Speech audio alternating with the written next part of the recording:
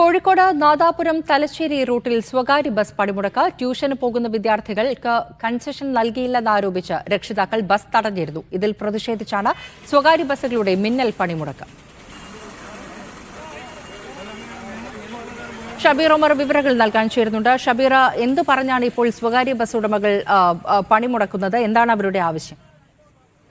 ഫാരിഷ, വിദ്യാർത്ഥികൾക്ക് നൽകുന്ന നിരക്കളവുമായി ബന്ധപ്പെട്ട തർക്കത്തിന് ഒടുവിലാണ് ഈ ബസ് പണിമുടക്ക് പ്രഖ്യാപിച്ചത്. ഇന്ന് രാവിലെ ട്യൂഷൻ സെന്ററിലേക്ക് പോകുന്ന വിദ്യാർത്ഥികൾ ഈ സ്വകാര്യ ബസ്സിൽ കയറുകയും ഇവർക്ക് ഈ കൺസെഷൻ നിഷേധിക്കുകയുമായിരുന്നു. ഇവരുടെ കാർഡ് അനുവദനീയമല്ല എന്ന് ബസ് തൊഴിലാളികൾ അറിയിക്കുകയുമായിരുന്നു. തുടർന്ന് ഈ വിദ്യാർത്ഥികളുടെ രക്ഷിതാക്കൾ ഈ ബസ് തടഞ്ഞിട്ടു.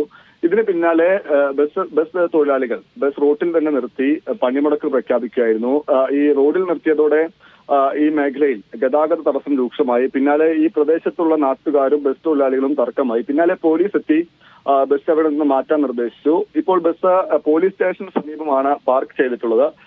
ഇതുമായി ബന്ധപ്പെട്ട ഈ പണിമുടക്ക് പിൻവലിക്കുന്നതുമായി ബന്ധപ്പെട്ട ചർച്ചകൾ തുടരുകയാണ്. പോലീസും മോട്ടോർ വാഹന വകുപ്പ് ഉദ്യോഗസ്ഥരുമാണ് ബസ് ഉടമകളും തൊഴിലാളികളുമായി ചർച്ച നടത്തുന്നത്. കഴിഞ്ഞ കുറെ ദിവസമായി ഈ മേഖലയിൽ ഈ റൂട്ടിൽ ഈ വിദ്യാർത്ഥികൾക്ക് കൺസെഷൻ അനുവദിക്കുന്നതുമായി ബന്ധപ്പെട്ട് തർക്കം നിലനിൽക്കുന്നതായാണ് രക്ഷിതാക്കൾ പറയുന്നത്.